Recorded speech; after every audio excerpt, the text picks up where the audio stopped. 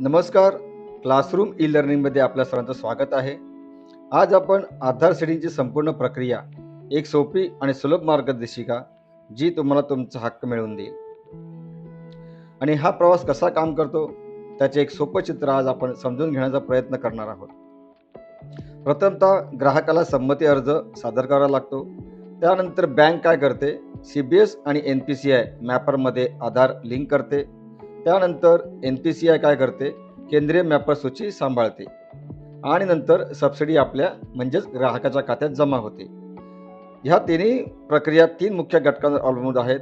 तुम्ही, तुमची बँक आणि NPCI प्रत्येकाची भूमिका समजून घेणे महत्त्वाचे आहे.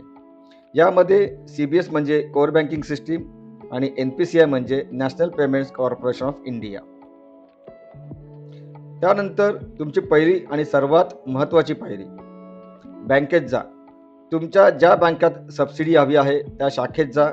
त्यानंतर संमती अर्ज भरा, म्हणजेच बँकेकडून संमती अर्ज घ्या आणि तो पूर्णपणे भरा. आवश्यक कागदपत्रे जोडा. अर्जासोबत आधार कार्डाची प्रत नक्कीच जोडा. त्यानंतर अर्ज जमा करा आणि पावती घ्या. अर्ज अधिकाऱ्याकडे जमा केल्यानंतर त्यावर शिक्का असलेली पोचपावती घेणे विसरू नका. ही पावती अत्यंत महत्त्वाची असते. संमती अर्ज म्हणजेच कन्सेंट फॉर्म भरताना आपण योग्य पर्याय निवडला पाहिजे. म्हणजेच जर आपण प्रथमच लिंक करत असल्यास I wish to seed my account हा पर्याय निवडा. यामुळे तुमचे खाते NPCI मॅपरशी जोडले जाईल. जर आपल्याला बँकेत किंवा बँक बदलायची असेल तर आपल्याला I already have an account with हा पर्याय निवडा आणि तुमच्या जुन्या बँकेचे नाव सांगा. त्यामुळे काय होईल, तुमची सबसिडी नवीन बँकेत येईल. जर आपल्याला कोणताच बदल नको असल्यास तर आपल्याला काय करावं लागेल, तुम्ही तुमच्या सध्याच्या बँकेत समाधानी असाल आणि फक्त आधार लिंक करायचे असेल पण DBTसाठी नाही तर योग्य पर्याय निवडा. आणि सगळ्यात शेवटी जर आपल्याला लिंक करायचे नसल्यास I do not wish to seed my accounts हा पर्याय निवडा. पण लक्षात ठेवा, त्यामुळे तुम्हाला DBTचा कोणताही लाभ मिळणार नाही. आणि सगळ्यात शेवटी तुमची सही ही बँकेच्या रेकॉर्डनुसार जोडलेली असली पाहिजे. त्यानंतर आपण जेव्हा बँकेत अर्ज जमा करतो तेव्हा बँक काय करते, अंतर्गत लिंकिंग आणि केंद्रीय मॅपर अपडेट या दोन्ही प्रक्रिया बँकेला पूर्ण कराव्या लागतात. म्हणजेच काय, बँक तुमच्या खात्याला त्यांच्या कोर बँकिंग सिस्टीम आधार क्रमांक जोडते आणि त्यानंतर बँकेची केंद्रीय टीम किंवा IT विभाग तुमचा आधार क्रमांक NPCI मॅपरमध्ये अपडेट करते. या दोन्ही प्रक्रिया पूर्ण होणे आवश्यक आहे. फक्त CBS मध्ये लिंकिंग पुरेसे नाही.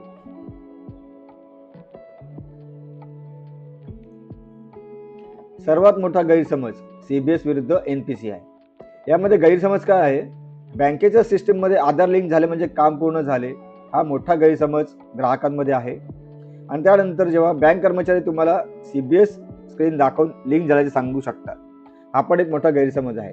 पण ॲक्च्युली आपण जर वास्तव बघितलं तर त्यामध्ये काय असलं पाहिजे, जोपर्यंत बँक NPCI मॅपर अपडेट करत नाही तोपर्यंत सबसिडी जमा होणार नाही आणि ही पूर्णपणे बँकेची जबाबदारी आहे. त्यानंतर CBS स्क्रीनशॉट हा आधार सेटिंगचा पुरावा नाही. NPCI मॅपरमध्ये स्टेटस ॲक्टिव्ह असणे अत्यंत आवश्यक आहे. गैरसमज आणि वास्तव हे आपण समजून घेतल्यानंतर NPCIची भूमिका कोणती, तर NPCI काय करते, बँकांना आधार क्रमांक अपडेट करण्यासाठी मॅपर नावाचे सुरक्षित व्यासपीठ प्रदान करते. त्यानंतर बँकांनी सबमिट केलेल्या फाईल्सवर प्रक्रिया करते आणि त्यांना प्रतिसाद पाठवते. आणि ही प्रणाली 24/7 कशी उपलब्ध राहील याची खात्री करते. यामध्ये NPCI काय करत नाही, NPCI स्वतः कोणत्याही ग्राहकाचा आधार क्रमांक मॅपरमध्ये जोडत किंवा काढत नाही आणि हा अधिकार फक्त आणि फक्त बँकांकडे असतो, हे आपण लक्षात घेतलं पाहिजे. त्यानंतर अर्ज देऊनही सबसिडी मिळाली नाही तर समस्या आणि उपाय कोणते हे आपण बघून घेऊया.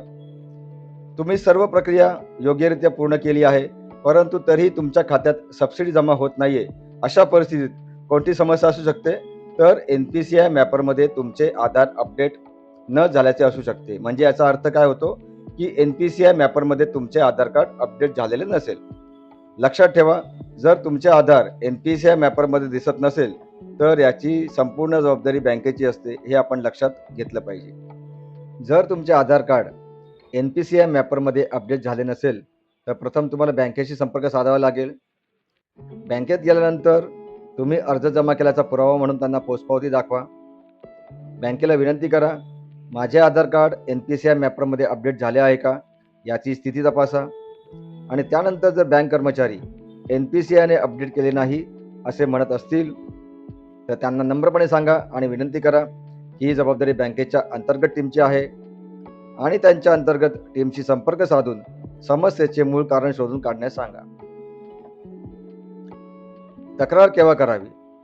जर बँक शाखा प्रतिसाद देत नसेल किंवा समस्येचे निराकरण करण्यास असमर्थ असेल तेव्हा. आणि तक्रार कुठे करावी?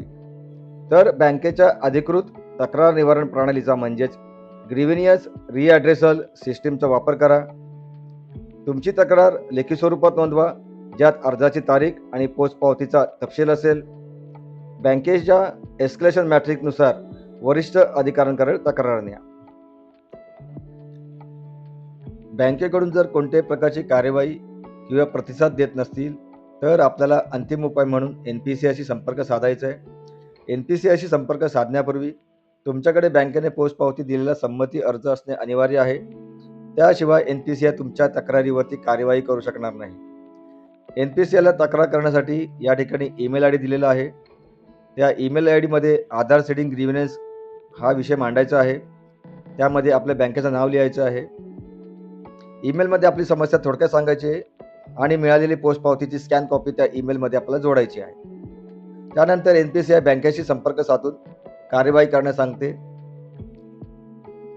यामध्ये आपल्याला काही मुद्दे लक्षात ठेवणे गरजेचे आहे.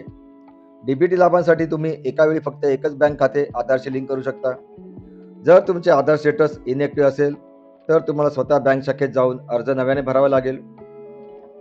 तुम्ही एकापेक्षा जास्त बँकांना संमती दिल्यास ज्या बँकेने सर्वात शेवटी तुमचे खाते NPCI मॅपरमध्ये अपडेट केले आहे त्याच खात्यात सबसिडी जमा होईल.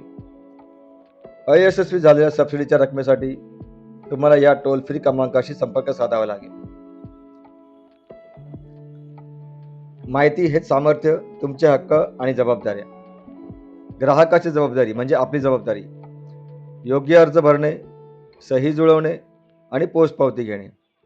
त्यानंतर बँकेची जबाबदारी, तुमचा अर्ज स्वीकारणे, CBS मध्ये लिंकिंग करणे, NPCI मॅपरमध्ये अपडेट करणे ही सर्वात मोठी जबाबदारी असते बँकेची. त्यानंतर आपला हक्क म्हणजे ग्राहकाचा हक्क, पोचपावती मिळवणे, तुमच्या समस्येचे बँकेकडून निराकरण करून घेणे, बँकेकडून योग्य आणि खरी माहिती मिळवणे. या माहितीमुळे तुम्ही आत्मविश्वासाने तुमची आधार सेटिंग प्रक्रिया पूर्ण करू शकता आणि तुमचा हक्क मिळवू शकता. जर हा तुम्हाला व्हिडिओ आवडला तर लाईक करा, शेअर करा आणि सबस्क्राईब करा. धन्यवाद.